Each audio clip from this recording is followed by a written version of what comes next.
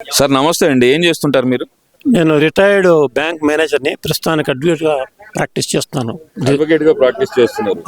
Okay sir, మరి ఇక్కడ retired bank manager అంటున్నారు. రాష్ట్రం పూర్తిగా అప్పుల్లో మునిగిపోయింది. ఈ రాష్ట్రాన్ని చంద్రబాబు నాయుడు గారు సర్వనాశనం చేశారు 8 నెలల్లో అనేది ప్రధానమైన ఆరోపణ వస్తుంది. నిజంగానే రాష్ట్రం అంత డెఫిసిట్ పరిస్థితిలో ఉందంటారా? సార్, రాష్ట్రము చంద్రబాబు నాయుడు గారు అధికారం చేపట్టక ముందు తీవ్రమైన గాయాలతో సతమతమవుతూ ప్రాణం కోల్పోయే స్థితిలో ఉన్నప్పుడు ఈ కాలము కానీ ఆంధ్రప్రదేశ్ ఓటర్స్ కానీ వాళ్ళు అనుభవించిన కష్టాలతో జ్ఞానోదయం పొంది ఇంక ఈ రాష్ట్రాన్ని బతికించాలంటే చంద్రబాబు నాయుడు లాంటి అమోఘమైన పరిపాలకుడు, అవగాహన కలిగిన వ్యక్తి మళ్ళా రాష్ట్రంలో అధికారం చేపట్టాలనే ఒక సదుద్దేశంతో, ఉత్సాహంతో, ఉద్వేగంతో వారికి ఓటు వేసి వారిని గెలిపించారు. వారి పరిపాలనలో ఎటువంటి ఆర్థిక గాయాలైనా కూడా త్వరలోనే మాయమయ్యి మళ్ళా రాష్ట్రం సుభిక్షంగా సుపరిపాలనతో వర్ధిల్తుందని నా యొక్క గాఢ నమ్మకం. అంటే 8 నెలల్లోనే కూటమి ప్రభుత్వం పూర్తిగా విఫలమైపోయింది. 8 నెలల్లోనే అసలు రాష్ట్రాన్ని సర్వనాశనం చేశారు చంద్రబాబు నాయుడు గారు అనేది ప్రధానమైన ఆరోపణ సార్. మరి అది వాస్తవం అనుకోవాలంటారు? ఎందుకంటే సంక్షేమ కార్యక్రమాలు ఇంకా అమలు చేయట్లేదు కదా, మరి దాన్ని ఎలా చూడాలంటారు? It is a baseless comment. ఒక్క విషయం చెప్తానండి. రైతు విత్తనం వేస్తాడు, దున్ని ఎరువు వేస్తాడు, నీళ్లు పెడతాడు, వెంటనే పంట చేతికి వస్తుందండి. దానికి ఎన్నో సస్యరక్షణ కార్యక్రమాలు చేపట్టాలి, ఎన్నో పోషణ కార్యక్రమాలు చేపడితే పంట చేతికి వస్తుంది. పంట చేతికి రాకుండానే విత్తనం ఫెయిల్ అయింది, పంట రాలేదు, భూమిలో సారం లేదని మాట్లాడటం ఎంత అజ్ఞానమో. చంద్రబాబు నాయుడు గారు ఇప్పుడు ఏం చేస్తారు? ఉన్నటువంటి ఎగురుదిరుగులను కూడా నివారించడానికి శాయశక్తిలా కృషి చేస్తున్నాడు. గాయాలు మాన్పిస్తున్నాడు, తగిన మందు కోసం వెతుకుతున్నాడు. దాంట్లో కొంత అభివృద్ధి ఉన్నది. కాకపోతే ఇక్కడ జరిగినటువంటి పెద్ద అవగాహన రాహిత్యం ఏంటంటే, క్షేత్రస్థాయిలో ఈ విషయాన్ని ప్రభుత్వం తీసుకెళ్ళి ప్రతి ఒక్కరికి కూడా ఎడ్యుకేట్ చేయాలి. ఇలా జరుగుతున్నది, కొలది కాలంలో ఫలితాలు వస్తాయి, దానికి ఇదిగో ఇంత మార్పు జరిగింది అని కానీ వీరు చెప్పగలిగితే ప్రజల్లో సహజంగానే ఇంకా ఆనందం కలుగుతుంది. కాకపోతే అధికారం కోల్పోయినటువంటి అసహనంలోనూ తను చేసిన అస్తవ్యస్త పరిపాలన యొక్క నిజాలు బయటకు వస్తున్నటువంటి ఒక తీవ్రమైన నిరాశ, ఉద్వేగంతో ఆ యొక్క రాజకీయంగా ఈ రాష్ట్రానికి పరిగణాన్ని వ్యక్తులు చేసేటువంటి గోబల్ ప్రచారం తప్ప దీంట్లో ఎటువంటి వాస్తవికత లేదని నేను రూఢిగా చెప్పగలుగుతున్నాను. అంటే ఇక్కడ యాజ్ ఎ బ్యాంక్ మేనేజర్ గా మీకు ఆర్థిక పరమైన అంశాల మీద చాలా పట్టుంటుంది.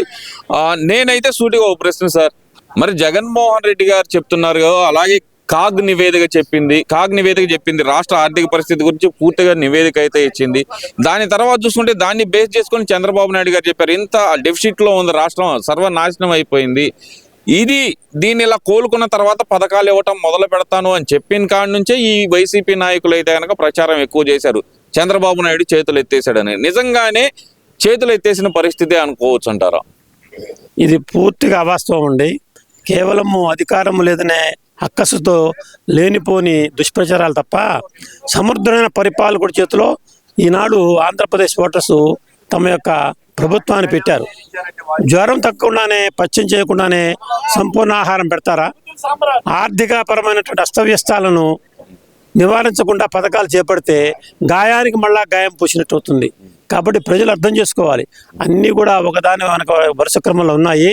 ఒక్కొక్క తరుగును కూడా ఆయన తొలగించుకుంటూ చివరికి ఆయన చెప్పినటువంటి పథకాలను ప్రవేశపెట్టి 5 ఏళ్లలో రాష్ట్రాన్ని, అలాగే అమరావతిని, అలాగే పారిశ్రామిక ఉత్పత్తిని, పారిశ్రామిక అభివృద్ధిని కూడా కేంద్ర సహకారంతో తప్పకుండా సాధించి ప్రజలకు అందిస్తాడు. ఆయనకి ఈ వయసులో సంపాదించుకోవడానికి అధికార కృతి ఏం లేదు. ఆయనకి ఈ రాష్ట్రాన్ని బాగుపరచాలి అనేటువంటి ధ్యేయం అయింది.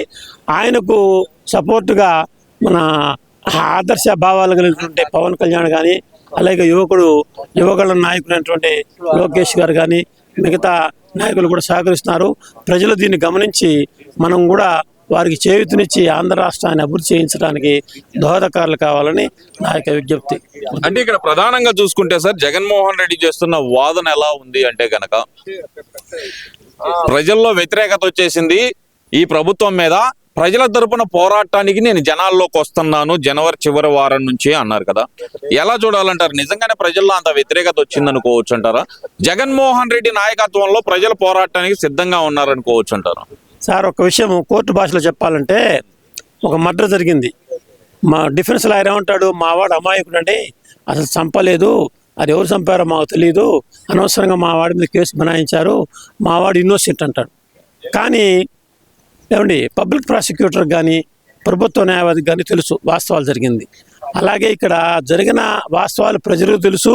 అలాగే అనుభవించిన ప్రతి పౌరుడికి అప్పుడున్న విపక్ష పరాలో ఉన్నటువంటి చంద్రబాబు నాయుడు కానీ మిగతా వ్యక్తులు కూడా తెలుసు. కానీ వాళ్ళ అధికారంలో రాగానే అధికారం పోయింది కాబట్టి తన తప్పులను కవర్ చేసుకోవటానికి అవాస్తవాలను వాస్తవం అంటాం, అది పసలేని విధానం.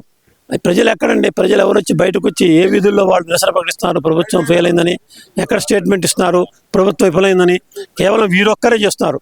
కాబట్టి ఈ యొక్క బాధను తీవ్రంగా మేము గుర్తించడం లేదు. ప్రభుత్వం చక్కగా పరిపాలిస్తున్నది. కాకపోతే ప్రభుత్వంలో ఉన్నటువంటి చిన్న బాధాకర విషయం ఏంటంటే తమ యొక్క ప్రగతిని సాధనను ప్రజల్లోకి తీసుకెళ్ళకపోతున్నారు. అదే కాకుండా ఏమండి జరిగిన తప్పులను శిక్షించడంలో అటు కోర్టులు కానీ ఇటు చట్టపరమైనటువంటి అధికారం ఉన్నటువంటి అధికారులు కానీ సకాలంలో సక్రమమైనటువంటి చర్య తీసుకోకపోవటం వలన ఇంకా ఈ తప్పులు చేసిన వాళ్ళు తమ ఉనికిని చాటుకోవడానికి ఇటువంటి అవాస్తవాన్ని ప్రచారం చేసి ఏదో మసిపూసి మారేడుకాయ చేద్దామని చంద్రబాబు నాయుడు కామెంట్ చేస్తున్నారు. కానీ ఆయన సమర్థుడు.